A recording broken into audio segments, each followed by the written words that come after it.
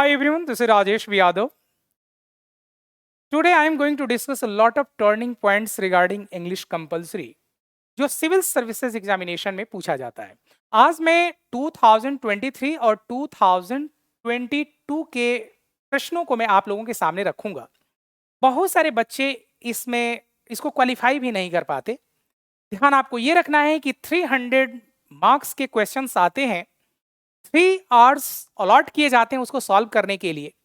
यदि थोड़ा बहुत भी ग्रामर के बारे में जानकारी हो बच्चों को तो इजीली उन सभी प्रश्नों को सॉल्व कर पाएंगे। आज मैं आप लोगों को दिखाता हूं कि जो आपके एग्जाम में प्रश्न पूछा जाता है कंपलसरी इंग्लिश में, वहां पर हम लोग उसको कैसे सॉल्व करें। डोंट प्रिपेयर बी प्रिपेयर्ड, तैयारी मत कीजिए, हर पल तैयार रहिए। यह एक बड़ा ही अपील करने वाला स्टेटमेंट है जो मैं आप लोगों के सामने प्रेजेंट करता हूं। यहां पर कंपलसरी इंग्लिश के बारे में बात करेंगे। 2-3 इंफॉर्मेशन बताने के बाद मैं आप लोगों के सामने प्रेजेंट करूंगा एक एक प्रश्न को और उसको बताऊंगा कि किस तरीके से थोड़ा बहुत जानकारी ग्रामर के बारे में होने पर भी एग्जाम को क्रैक किया जा सकता है। ध्यान रखें, मैंने आपको बताया कि यहां पर 300 मार्क्स के क्वेश्चंस आपके एग्जाम में पूछे जाएंगे। 3 आवर्स आपको अलॉट किए जाते हैं। यहां पर इसमें जब कभी भी इसमें आपके जो क्वेश्चंस पूछे जाएंगे, 50 क्वेश्चंस आपके ग्रामर से होंगे, जिसमें से 10 एंटोनिम्स और सिनोनिम्स पर होंगे, यानी अनुलोम और विलोम पूछे जाएंगे। और 40 क्वेश्चन जो होंगे वह आपके ग्रामर पर आधारित होंगे, जिसमें fill in the blanks fill in the blanks के साथ साथ स्पॉटिंग एरर के प्रश्न होंगे। करेक्शंस करने के लिए आपके सामने कुछ सेंटेंस रखे जाएंगे। डायरेक्ट इनडायरेक्ट के भी प्रश्न होंगे, इन एक्टिव एंड पैसिव वॉइस के प्रश्न होंगे, तो वह मैं आप लोगों के सामने प्रेजेंट करूंगा। बाकी आपके कुछ क्वेश्चंस पैसेज से होंगे, पैसेज आपके सामने दिया जाएगा और उस पर कुछ क्वेश्चंस पूछे जाएंगे। वह भी आसानी से सॉल्व किया जा सकता है यदि कुछ ट्रिक्स के जरिए आप यदि उनको अटेम्प्ट करने का प्रयास करें तो।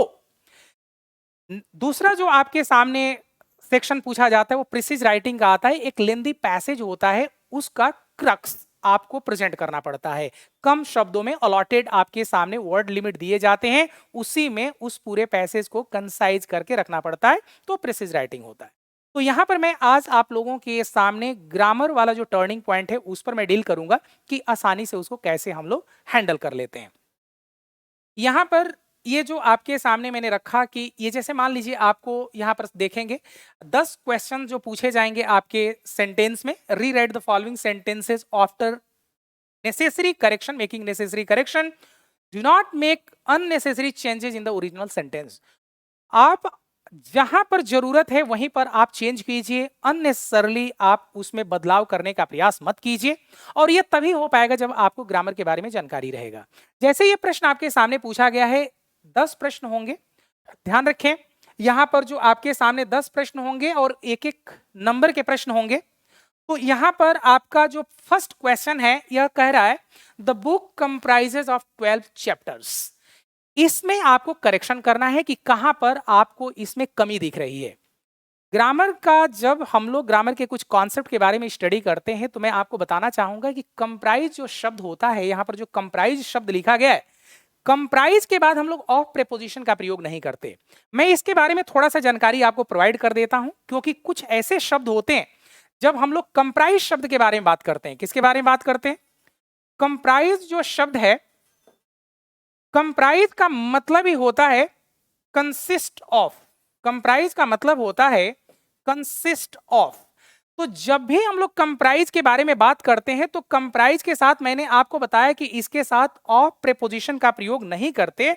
यहां पर इस शब्द में ऑलरेडी ऑफ एग्जिस्ट करता है, क्योंकि कंप्राइज का मतलब ही होता है कंसिस्ट ऑफ। कंप्राइज का मतलब ही होता है कंसिस्ट ऑफ। इसलिए यहां से आपको कंप्राइज के बाद जो ऑफ शब्द लिखा गया है वहां पर वह हटेगा और सेंटेंस बनेगा दिस बुक कंप्राइजेज 12 चैप्टर्स आएगा। तो यहां पर कंप्राइज के बाद जो ऑफ प्रेपोजिशन हमने यहां पर रखा हुआ है, ये ध्यान आपको ये रखना है कि यहां से स्टेटमेंट आपका ये ऑफ जो है ये क्या होगा, यहां से रिमूव किया जाएगा और सेंटेंस बनेगा the book comprises 12 chapter. Sentence आपका बनेगा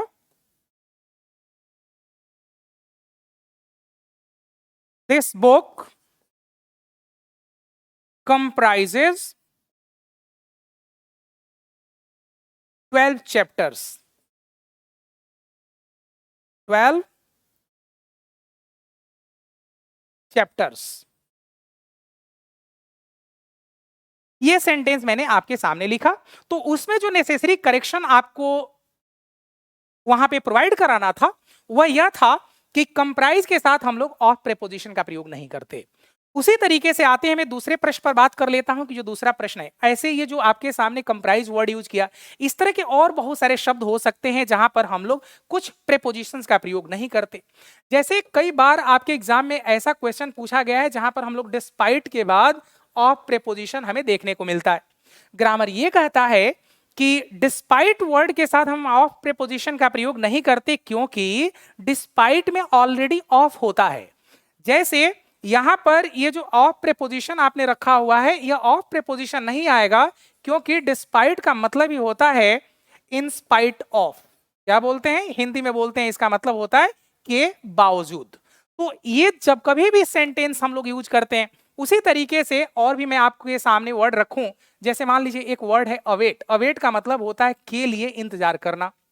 तो ये अवेट जो शब्द है, इसके साथ हम लोग ऑफ फॉर प्रेपोजिशन का प्रयोग नहीं करते क्योंकि इसमें जो वर्ड हमने लिखा है अवेट के साथ फॉर प्रेपोजिशन न यूज करने के पीछे कारण यह है कि अवेट का मतलब ही होता है वेट फॉर। क्या होता है इसका मतलब?